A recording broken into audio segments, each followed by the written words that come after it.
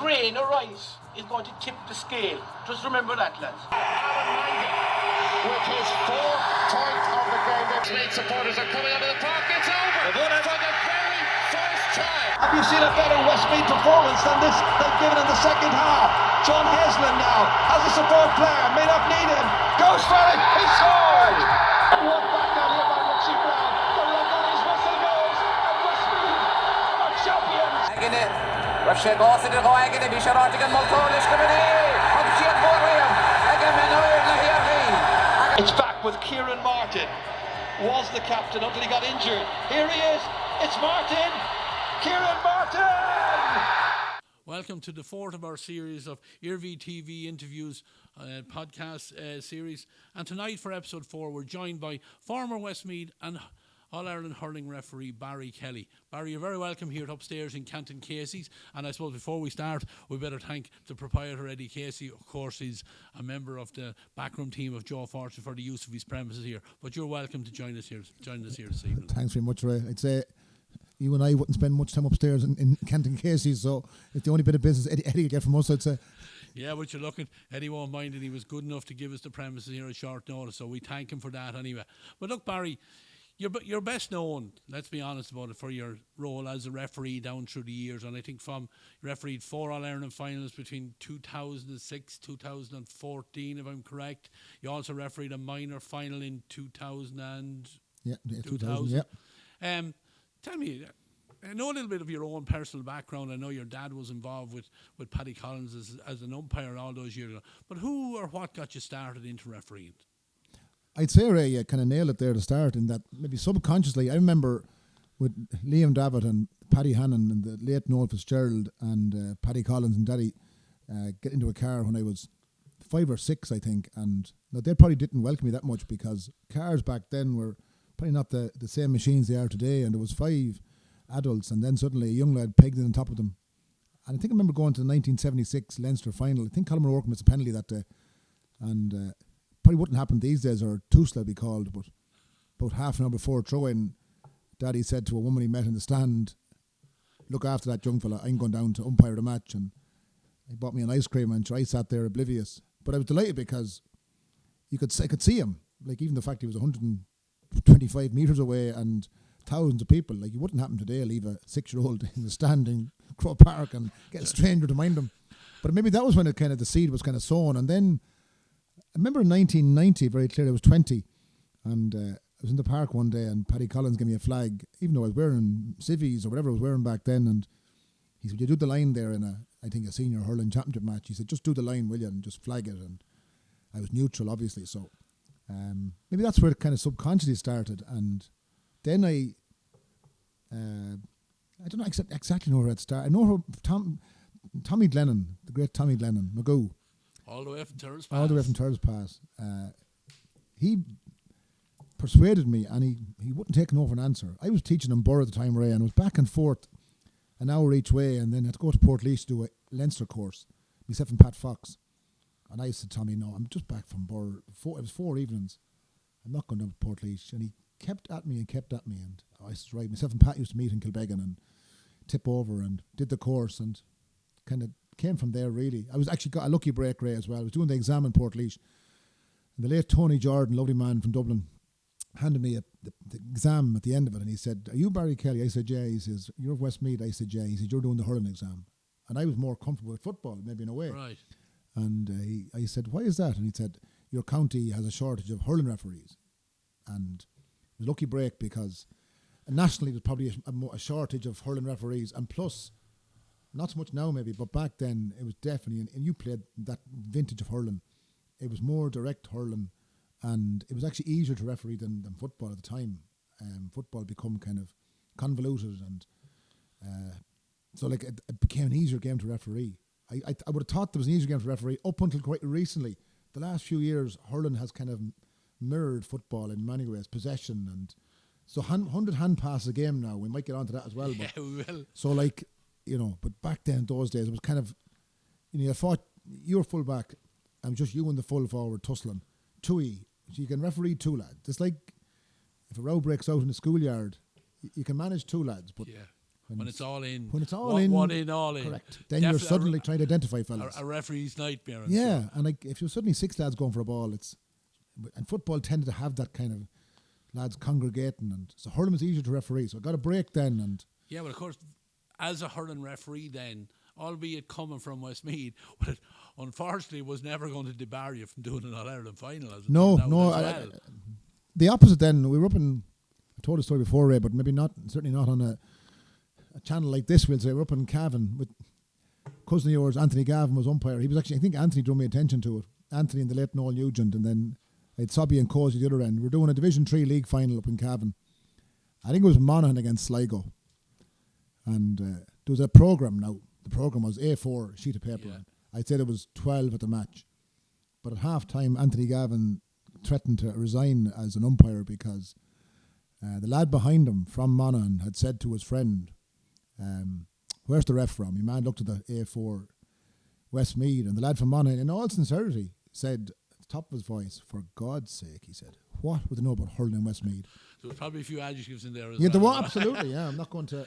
But like, Anthony was like at half time, even he was having to go to laugh at it, but that was kind of, you're right.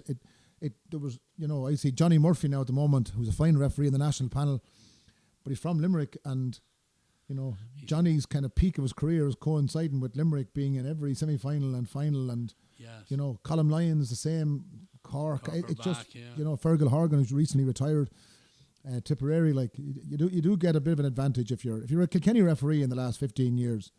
Sure, like no you just All-Ireland final. Unless you concentrate on football. Yeah. Yeah, what would they know about football? Yeah, exactly, you get the same kind of question. How does a know about it? Yeah. And go on. So from there, then through the club scene here in Westmeath, and how do you progress? For anyone that doesn't know, how do you progress from say a club setup to becoming an intercounty referee? Yeah, and you know what, Ray? An awful lot of it is if you get a bit of luck on your side in a way. I remember I did Maryland and Bunbrusna, the Finian Newman kind of era. Under 12 final, 2 brilliant finals in 2000 thereabouts, and I think I went to maybe before 2000. No, Sophinia was a minor. In 1994 thereabouts, I went to a replay, and the replay was in Springfield. I think I went to extra time as well. There were 2 really evenly matched teams. The kind of backbone the Maryland and Bunbrusna teams for the next maybe 20 years. Some of those lads are still playing. Finian and Connor are still playing for Bunbrusna, and there were really good games to referee. I did a game between, I think, Cullen and Churn out in Shandona then, maybe Intermediate League or Intermediate Cup back then, about 1994 or 5 or 6. And Paddy Collins, from the Green Road, the former county secretary, used to go to an incredible number of matches, just nice and quietly, tip along to a match. Talent spotting. Yes. And he would be going along just, you can see why Paddy, it was a surprise when Paddy selected Paddy as a selector, but I'd say Paddy knew Paddy had a very quiet way about him, but he was very perceptive and very cool and great man, great mentor to me, and a really good entertaining Churn and Cullen match. Probably not much at stake. Just Intermediate Cup. It was Shandona pitch, good big pitch. Suits referees. Referees of big pitches. And I remember that game went really well, and afterwards he probably said to me, or he suggested maybe I should go on to Leinster, and so yeah, you can, bit of luck and be in the right place at the right time in a way too, like. But it is your county secretary really that somebody has to nominate you to go on there. Obviously you have to have an interest in going and progressing yourself further. But you would have been young at that stage, Barry, because I'm only a young fella. I remember hurling against you when you were and I suppose you can edit that out, Tom, will you, about Ray being young, will you? In the sense that you wouldn't, but when I did the Leinster course with Pat Fox at that time in Portlaoise, it wasn't any kind of on your mind that where this might lead you to. It wasn't like being called onto a county, you were called onto the county hurling panel maybe in your late teens, early 20s, and you were thinking I might get to play in Croke Park, or you go and tell your dad that, it wasn't a view that you were going to suddenly, I could referee a Leinster minor hurling final in 2 years' time. That just, you were doing the course nearly, and I don't think any of us really knew what we were getting into. Maybe do linesman at a match, or but it wasn't with a view that, kind of these things happen gradually, and suddenly you were maybe got a Leinster minor. It's actually very funny, Ray. I did the Leinster minor final in 1999, and the last second of the game, a Wexford player, Wexford point up, and they were struggling to make a breakthrough at Leinster minor level. In the very last second, the Wexford fella made a very obvious chop in the middle of the field. Kilkenny got a free and equalised it. And we came back to town, myself and the umpires, and Paul Revel became one of my umpires in the latter years, and one of my best, one of Wexford man, one of my best friends. Now himself and his wife Gay are great friends of ours. But I came back and went for a few drinks, maybe whatever back then, and I remember going to the Roma Cafe at 12 o'clock on that night, and Paul came in. Now I didn't know him, but we had a kind of a standoff in the sense that he said to his wife that there's the man that cost Wexford the Leinster minor hurling final today, and I was kind of looking at him going, who the hell are you? And I didn't know Paul. I knew Paul to see, that was all at that stage. And it was kind of funny, like I kind of walked out, we discussed with him, but like Kilkenny won the replay, and we got the replay as well, which was great. And then I got an Ireland minor final in 2000. Tomás O'Leary, actually, the Shawnee's son, the rugby international, right? He played in that final, and one of the O'Halpines, I think Setanta, Damien Hayes as well. Cork won a high scoring game, and the minor final. Minors are very, like you've your own experience of '95 and Damien and so on, but you know minors tend to be they'll play away, and there's no cynicism really. Yeah. Has to be coached into them at that stage just yet. Outside Shane Deering, like there's no real cynical play, like really. Yeah, well, we applauded him. Yeah, exactly. Anyway, yeah, black card now, but we take it gladly. But go on from that then. That minor one was precursor really, which got you ready for 2006. Yep. Now I want to go back into your shoes and say the Saturday of that era, first Saturday, probably in September, and like everyone is. You know, anyone that's into hurling is geared up massively for this game, and Sunday they're up for the matches on Saturday night and whatever. But no one ever mentions the referee. Mike had a little mention here and there. Oh, by the way, he's from Westmeath. What they know about hurling. But I want to know what's it like with Barry Kelly? What's the routine from that Saturday and taking it right into the game then on Sunday? How did you feel? Can you remember that distinctly? Yeah, I remember. In recent years, they've put the referees and partners and umpires up in Castleknock. It was like this kind of perception among everyone that you'd be in the Crow Park Hotel, but that'd be kind of too obvious because you wouldn't get a minute's piece. So, but back then there was the hotel out in Santry, and so that your partner or wife and the umpires' wives and partners and so on would come along, and we travel up. You'd be put up on the Saturday and Sunday night, like, and it was nice kind of perk. You're made to feel kind of special. And so the Saturday we travelled up around 3 or 4 o'clock, and it was a pool in the hotel. You go in for just a dip or whatever, and then we have a meal, and there'd be minor officials and senior officials together, like, so you'd be interacting. Yeah, and there could be 8 officials each match, and maybe partners as well. So it could be 30 or 35 people at 3 or 4 tables, and the umpires would have a few pints that night, and job really to try and get some of them to don't overdo it, lads, and so on. But go up the following morning, we get up and we'd find an early, and not everyone would go, we'd find an early mass and you'd go along, and you'd be people at mass in Dublin now on 8:30 or 9 o'clock. There'd be jerseys on display. The team was Cork and Kilkenny back then, like, so you would get the odd kind of glance almost at that's your man. Yeah, maybe going to communion or coming back down from communion, and the odd person nudging, which you'd actually enjoy deep down. But remember, one of the highlights of that particular one was me umpires Ray now, and one of them was related to you. It was Anthony Gavin and Noel Nugent, the late Noel Nugent, and Seamus O'Brien and Cozy Coyle, and Cozy came down. The breakfast buffet, and Cozy came down with a platter of, you can just picture it now, and Anthony Gavin said that's great, Cozy, you're after getting breakfast for the whole lot of us, and Cozy put his 2 arms round the tray and said, this is not for you, this is for me. There must have been 7 sausages and 5 rashers on it and 3 eggs, and it was just now, the actual umpires, they're really important, and people ask me, like, how did you get them? And again, it was just almost by accident. I was good friends with Cozy through Plunkett, and Sobby came in from Pollard, and he was involved in Plunkett's underage, and then Noel Nugent always did a few matches with Terry O'Dowd, and then someone mentioned Anthony Gavin, and Anthony Gavin came to our first match with him down down in Longford. It was Cavan were playing Sligo, 1997. And this is a genuine story. We just drove into Longford Slashers ground when the match was on, and Anthony Gavin said, real seriously, I'm looking forward to this now. And we were kind of looking at him going, well, at least you are. We're not exactly overexcited. He said, that's Stephen King, as some player. And we said to him, we do hurling, Anthony. He thought we were doing football. He was looking forward to seeing Stephen King, who was the great Cavan football at the time. But anyway, umpires are very important. Sobby was a great man in the car. Long journeys, like a lot of our matches were down south in Thurles and Cork and so on.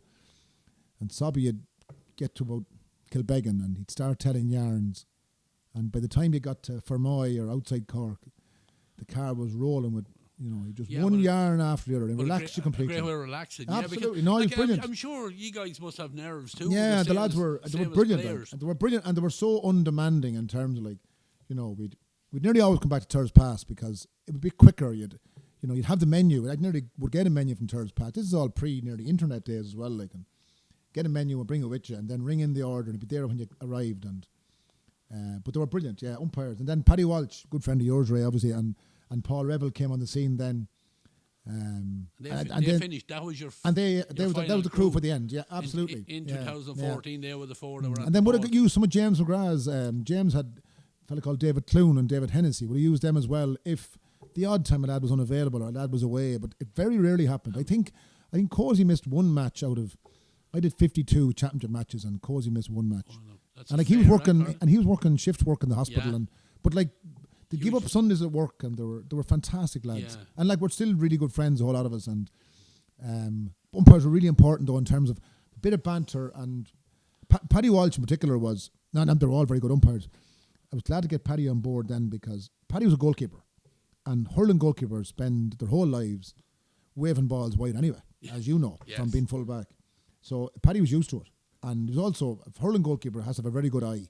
So if you're getting lad to be an umpire, an ex high club standard intercounty goalkeeper, they really know what the drill is like. So, and come here, Barry, just psychologically then, must be difficult, to block everything out of your mind when you're going to do these games. Like, have you had times when you said to yourself, what the hell am I doing here?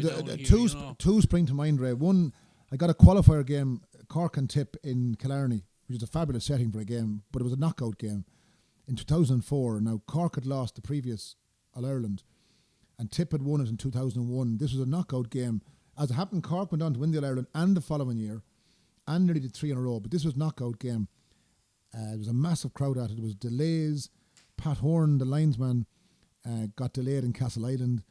The throw-in was put back because of the crowd, and the verge of half-time, line ball for one side or the other anyway, but I blew the whistle for the line ball, can relax momentarily, and a bit of flaking went on off the ball, behind Pat Horn's back. I didn't spot it.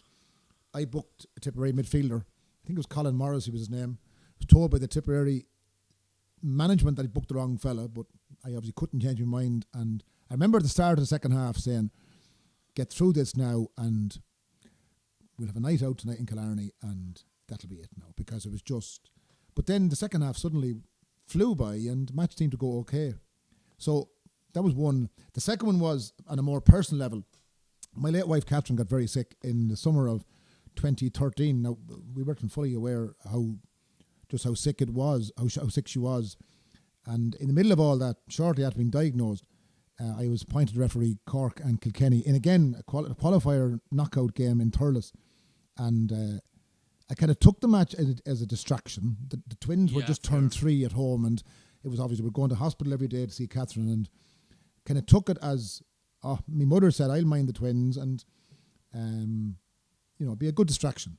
But it was a mistake, and, and I sent off Henry Shefflin that day, but it wasn't just that I sent off Henry. The match itself didn't go well. I made a major mistake after half time. Shane O'Neill from Cork gave away a penalty. I gave the penalty, but he should have got a red card, and he didn't. And the head was all over the place. And I think players can play sometimes. They have a team around them, and they've lads who know what they're going through. Like, I didn't really... Okay, the umpires would have known that Catherine was in hospital, but, we wouldn't have said too much about it. And on the pitch, it's a lonely place. And you're also... Referees tend to...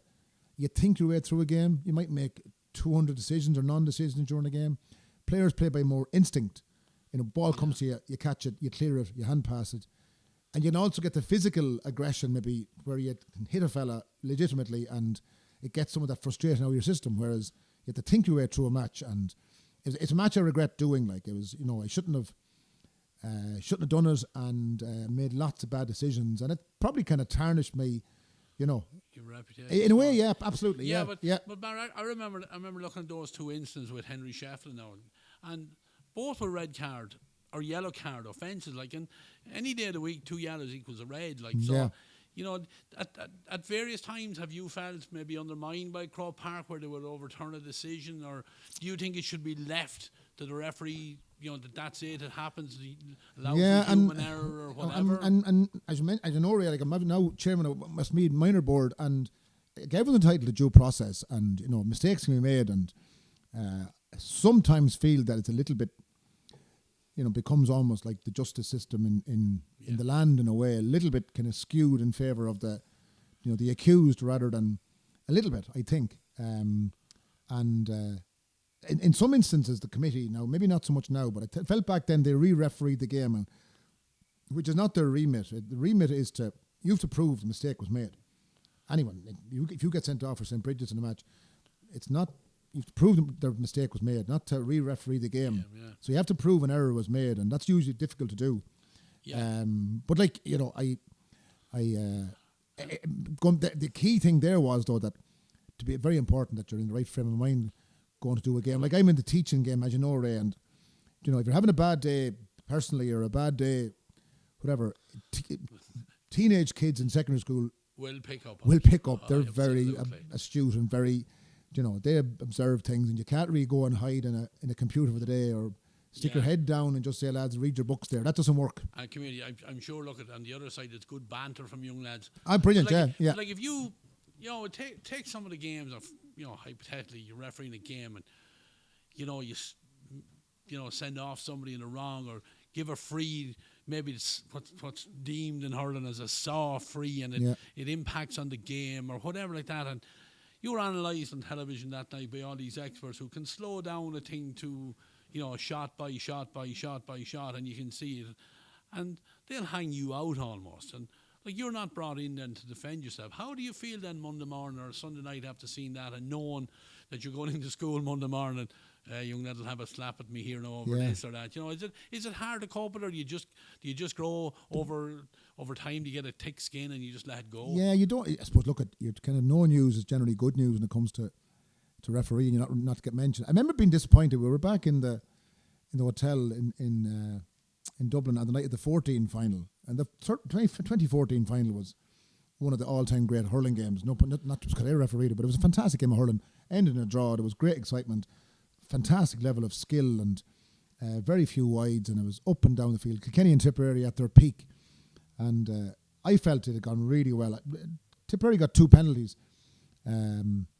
Both penalties were very, very close to the edge of the box or inside the box. Very hard to tell. You've no VAR. I tend to give the benefit to the attacker because there were blatant penalties. Today, there'd probably be a black card involved in at least one, if not both of them. But the game had gone incredibly well, I felt. So I was actually thinking, sit down to watch the Sunday game. This might get a bit of credit. Absolutely, yeah. And Eddie Brennan kind of took into me in a way, a bit like, Kilkenny, and I refereed Kilkenny in 4 All-Ireland finals, and they won 2 and lost 2 and won 2 and drew 2. They never lost an All-Ireland final. I refereed them. Now, I know they didn't lose many anyway, but he kind of made it a bit kind of personal, and I felt Des Cattle kind of could have, I kind of what got lost in the whole thing was, lads, this has been just about the greatest game of hurling possibly ever. Certainly one of the great all-time games. That was Bubbles' free with the last puck that VAR came, or not VAR, Hawkeye. I remember actually asking, he struck the ball. It was the first time I really noticed that they were striking the ball prodigious distances. I think he struck that, I think it was measured after, I think he struck at 117 metres or something. Like, when he first hit it, I was thinking, this will just drop about 10, 15 yards out. There'll be a bit of action. I was conscious the clock was very close. It was such a good game there was very little injury time even. Like, there was 1 minute, I think, they'd signal, which wouldn't happen these days with subs and so on. But there were very few subs even, or maybe the sub rule hadn't come in about timing. But anyway, so I was thinking, and then I kind of realised as I went back towards the Kilkenny goals that, okay, distance won't be a problem here. Like, but I mean, he struck it. It was still rising as it went over the. But I remember asking Caseys, because he had Hawkeye, and I remember asking Caseys, if you hadn't Hawkeye, like truthfully, what was the decision? And he said, I thought it went over the post, and over the post means wide. It must be between the posts. And Hawkeye was, and there was it was incredible drama in that you were waiting there. On those Hawkeye ones, do they take over before you call it, or is it up to the umpire? The lads the umpires nationally kind of had a meeting one day and came up with kind of a phrase that it's better to call Hawkeye before Hawkeye calls you. If Hawkeye calls you, you're on bother, correct. You rely on Hawkeye. So, it has been a good addition. It's slower in Thurles, I know, but in Croke Park, like where the majority of the big games are held, finals and so on, it has been a good addition. Like, sometimes some of the umpires might take a little bit of like, don't need Hawkeye, I'm Hawkeye, and but there's not much like we all know Croke Park, and you go to the Davin stand end, and there's not much room there behind you to get a good look up. Okay, there might be at the hill end, but like I suppose like everything else, if the technology is there. It was and that particular incident was full of drama because there was a. Will it or not? It was right over the post. I mean, it was only millimetres between. So like it was incredible excitement. And Barry, you touch on another thing there I want to ask you about it is the fitness end of it now, because like you said, these players are striking a ball. Sure, a free now on their own 45 is almost a score.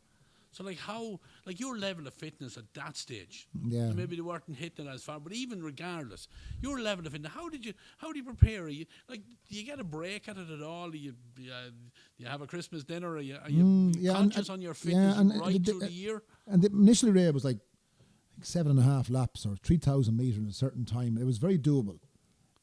Lads can grind out. You know yourself in training. Lads will grind out laps, but then they introduced kind of more scientific, like the bleep test, and it's more shuttles and it's sprinting, and you can't cut it for a start. You can't, it's twists and turns. We've seen there recently, David Goldrick just didn't quite get there and was off the panel now. And so there will be a fitness test at the end of January for the league, which was you'd reach 16.8 in the bleep test, which was tough but doable. But then they increased it to 17.4 for championship. So you would be conscious, like, I mean, my fitness regime tended to be very old school.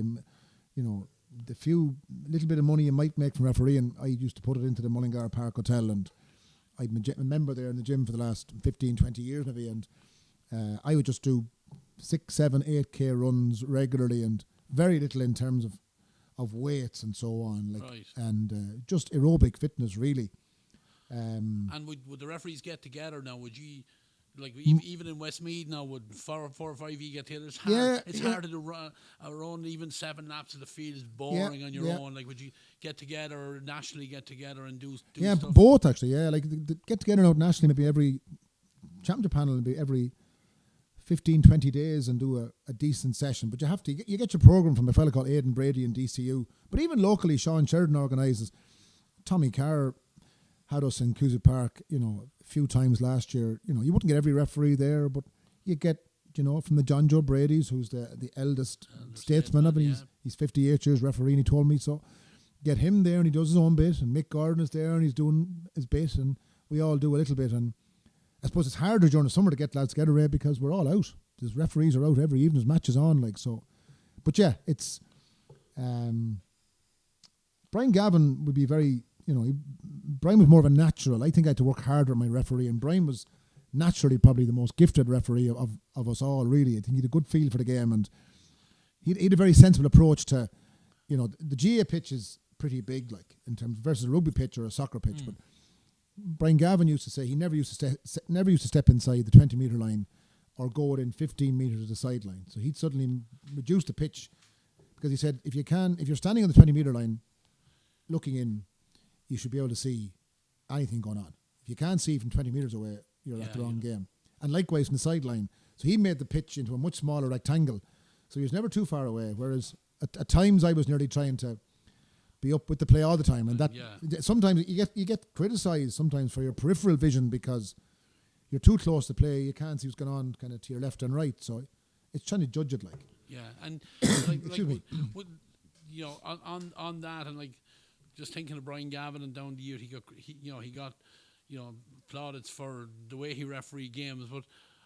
You'd also hear that that's not exactly the way Croke Park wanted it refereed. Yeah. And with the whole thing of the change in the rules, take us through that now. Congress votes to say that right, you have to have a clear strike of the hand for a hand pass in hurling now.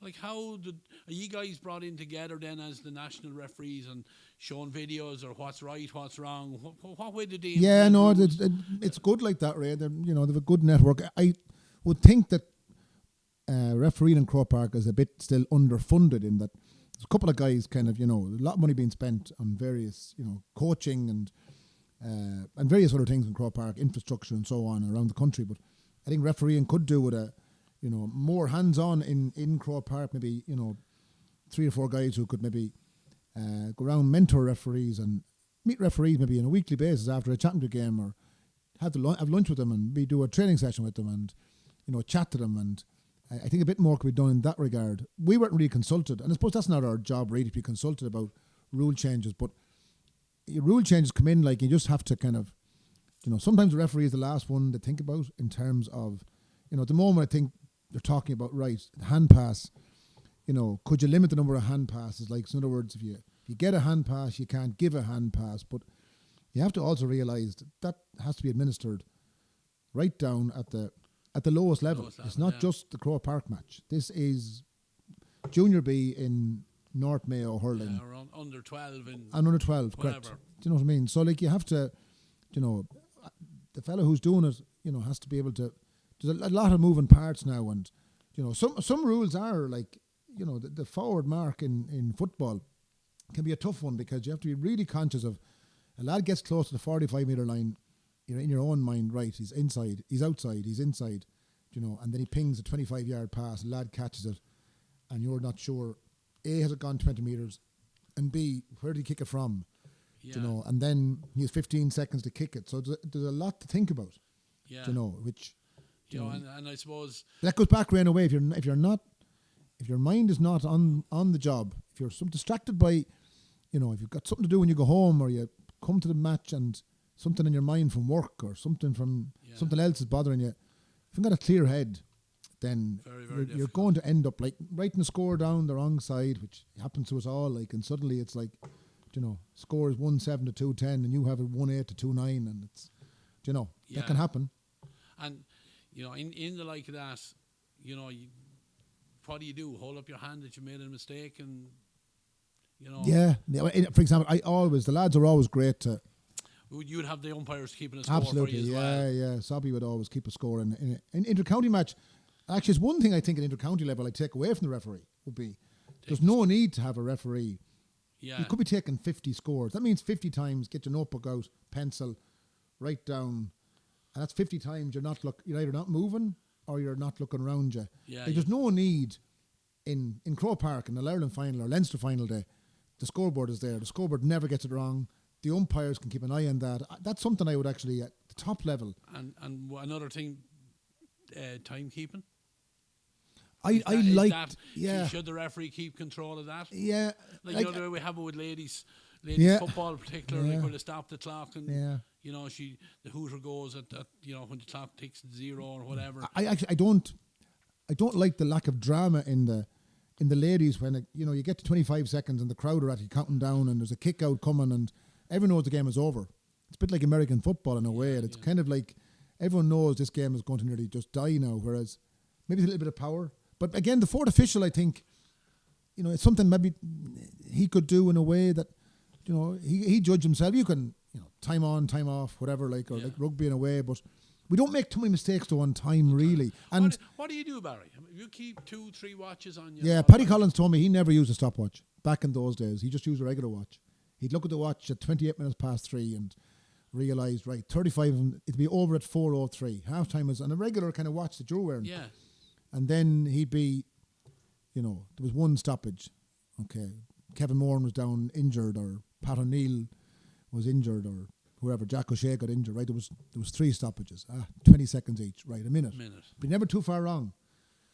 Then we do it then, and then you'd have 2 watches, excuse me, and so one you'd press at the start, and that would keep going all the time. Right. So you'd know when that reached 35, you had at least 35 done. The other one you'd stop and start. The difference between the two of them was your extra time, or injury time. Right. So yeah, but some referee, if a referee is starting out new now, I'd be just saying to him, look, get into it first of all and keep it to 1 watch. I did this might come across better on the YouTube, but first match I did, the older Rocktas competition, you probably played in yourself, Ray, and it was in the depths of winter before the National League, and it was down in Carlow playing Kilkenny. Kilkenny, obviously a scratch team out maybe in that competition back. They'll probably have to win the All-Ireland final, but match was going, 50 minutes gone, the next minute, stopped the watch. A fella got injured, and then play go on. First kind of inter-county match, really, and looked at the watch about 10 minutes later. Bloody thing was still stopped. I hadn't restarted it. Oh, Lord. Rotten wet day. So up to Caseys, because I knew he'd time it.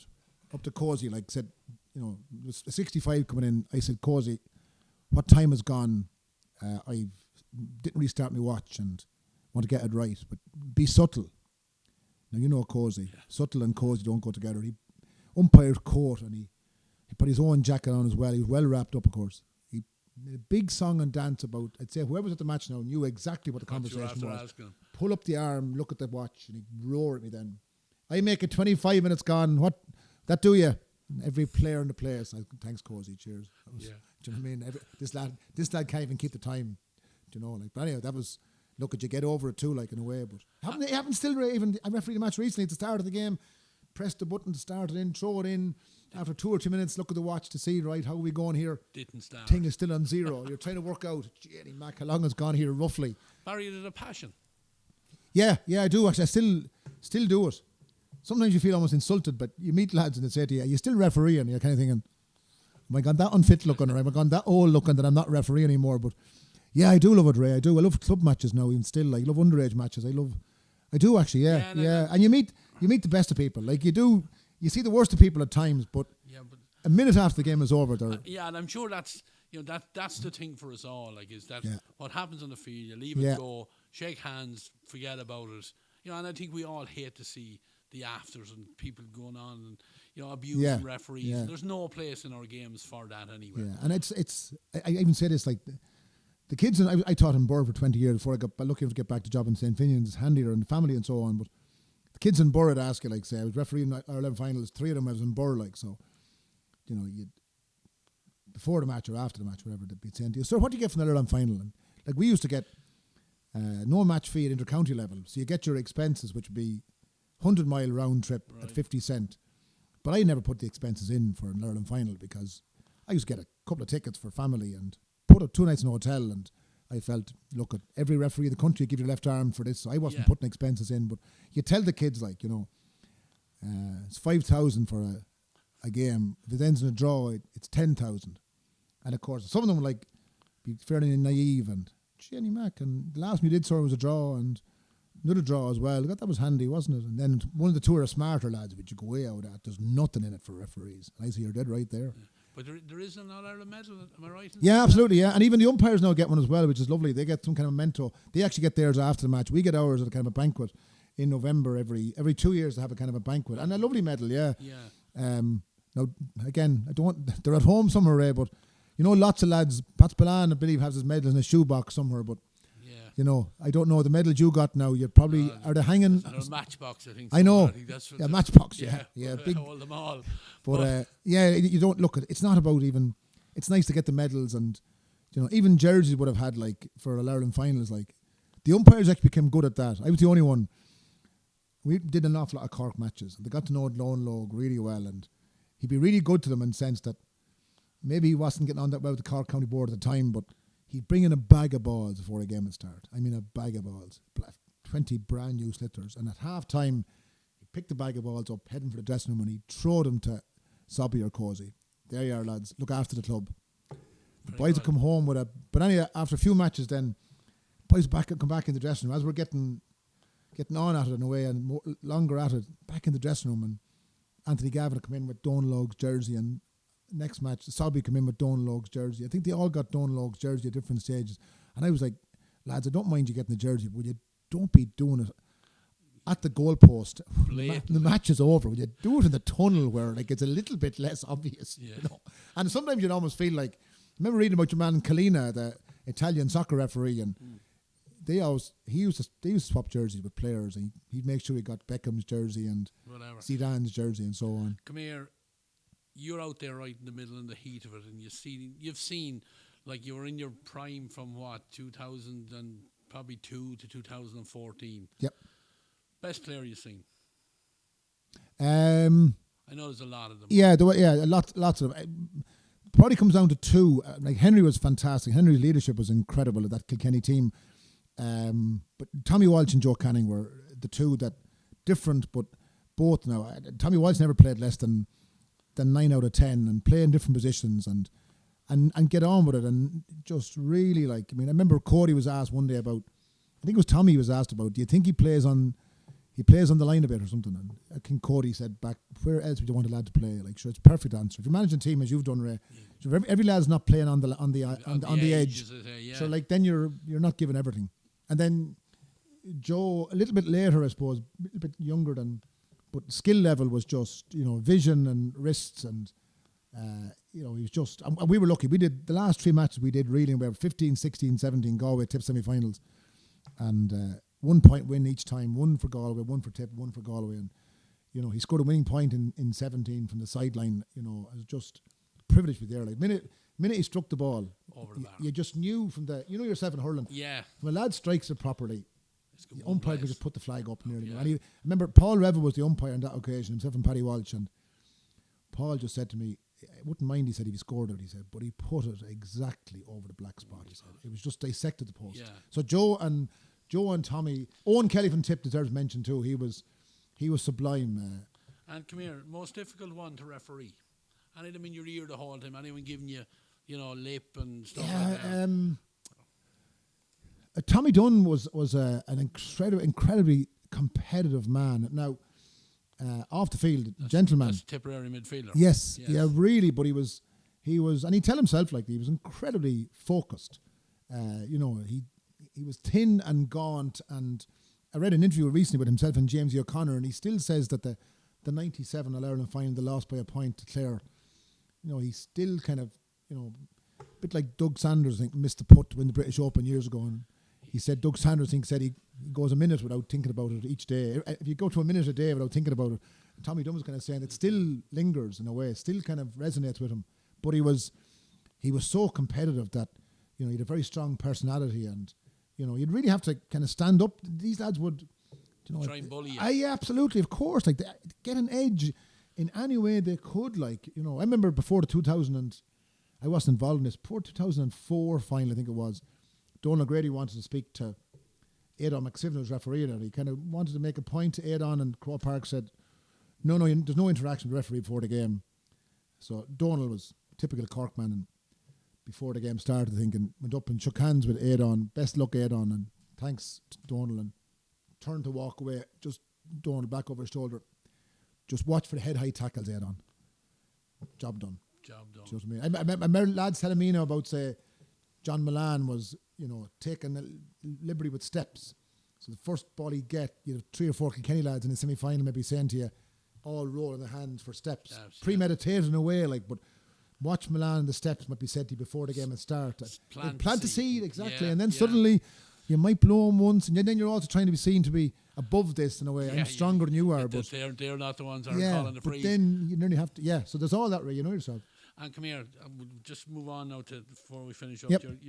You've got involved in administration. You're now, I don't know, have we a minor board as such now, but you've come in as the chairperson of the minor committee, whatever. Yeah. How are you enjoying that role? You find a big difference in it? Like it's look, you're still dealing with people, I suppose, in a way. Like, and maybe my job helps in that, some people's jobs don't deal with people, or not deal with people in a positive way, maybe, but teaching tends to be mainly positive. So Peter Collins and myself, Frank initially asked me to do secretary, and that is the more onerous task, and I said no to that. And then he came back and said, would you do chairman? And I thought about it, and you look at, yourself, Ray, it's like these gigs here, someone has to go and do them, and you know. Yeah, look, it's challenging, but you know. How are we at underage level? Have you seen many of the development squads? Have you an input on them? Or more. I suppose games or what? Yeah, man, Tom would know well here. Ronan Farrell is kind of in charge of that kind of, you know, he's the coaching officer in the county, and that's his remit. It's challenging times, Ray. Like hurlers this year, minor hurlers, you know, did well and won 3 matches, and you know, probably lost to Offaly by a bit more than they probably deserved to. Footballers were, you know, a little bit physically. We seem to be a little bit behind other counties. Like we played Laois, played Meath, played well against Meath, not so well against Louth and Dublin. Physically, a little bit, you know, probably need to work in that area of the game a bit. Like we need to develop lads. You know, you can't expect a minor manager to get a bunch of lads in September and in 5 months. You know, you see the Limerick situation there. Like that's 6, 7, 8 years in the making. You don't transform strength and conditioning in 6 months. So something we need to look at. You know, we need to get back to where we were maybe, you know, back competing for Leinster minor titles from 94 and 5 right through to 2000 and 2001. We had a kind of a golden era and under 21s and that. We're not at that level at the moment. Yeah. So that's the kind of challenge in a way. And we all know, you know, money makes the world go round, but we can't finish up without mentioning we have, you know, 2 new people, you know, with Eddie here and Casey Sports, and you have the 2 Stones brothers. Yeah, brilliant. 2 lads in America that have really put their hands deep into their absolutely, project. Ray. Yeah, you know, I'm sure that must be a huge help. Yeah, and I met one of them. I think it was Michael. I met at the Fela finals here, and he was just here on a visit. It was actually the weekend New York beat Leitrim. He was the only New York representative in Ireland, I'd say, at the time on that weekend. But very enthusiastic, really good guy. Now delighted to meet him. He was very appreciative of being involved. The bit of coverage they can get. They're not in it obviously for, you know, the financial kind of gain they're going to get. They're not going to get business out of it, I wouldn't think. And, you know, it's not as if Ray Gavin's extension is going to be built by them. And extend our house out there. Yeah, it's not going to come to Dalystown. And, really good guys. And, you know, the more guys like them we can get, like, it does help. You know, if you can kit out development squads, make young lads feel, you know, make them feel pride in the jersey. And I know, like, a tracksuit doesn't make you feel pride, but still, lads love getting gear. It's funny, Barry, but I maintain from my time with development squads that you can actually buy a young fellow with a tracksuit. Yeah, I know, I agree with you. Players used to... I remember reading about Thierry Henry, and he was a multi-millionaire, but I remember reading an interview with him, and he was talking about, like, he was sponsored by, say, Puma or Nike or so whatever it was, and one day then he got a chance to go to a day, a kind of merchandising day, and he was almost allowed to pick what he wanted and bring home, and he had a trolley nearly full of stuff going home. And like he could have probably brought the factory, he could have bought the factory with his week's wages, but the factory was free. The factory was getting stuff that was, it's like golfers, Ray. You'd play a good bit of golf now, and you know, to see golfers and they get free bags and free gear, and even I see players on television these days now, and they obviously get gloves nearly every match. And my young fella came home, Theo came home from a match recently, Westmeath playing the National League, and Daniel Scahill at the end of the game, and Theo would know his brother Josh would be a friend of his, and Theo went over to Daniel Scahill and chanced his arm, can I have your gloves? And Daniel Scahill handed gloves over to him. Like, you know yourself now, back in Tom's day and your day, handing over a young fella, you know, you wouldn't hand over a hurl wouldn't be handed over, because a hurl is precious. No, you wouldn't hand over a hurl. But, you know, like an ashguard or a glove, like, they're kind of 10 a penny now, and young lads love getting them, and, you know, lads love a bit of gear. Free gear is, you know what I mean, lads love getting it. Yeah, I'd still take it. I'll still finish here now, Barry. Thanks, Ray. We hope the viewers enjoy the little insight that we got from you for, you know, what it's like to be the man in the middle and at the top level, and, you know, how it felt to be a referee, and we maybe get an insight to how it was in your shoes back in those times.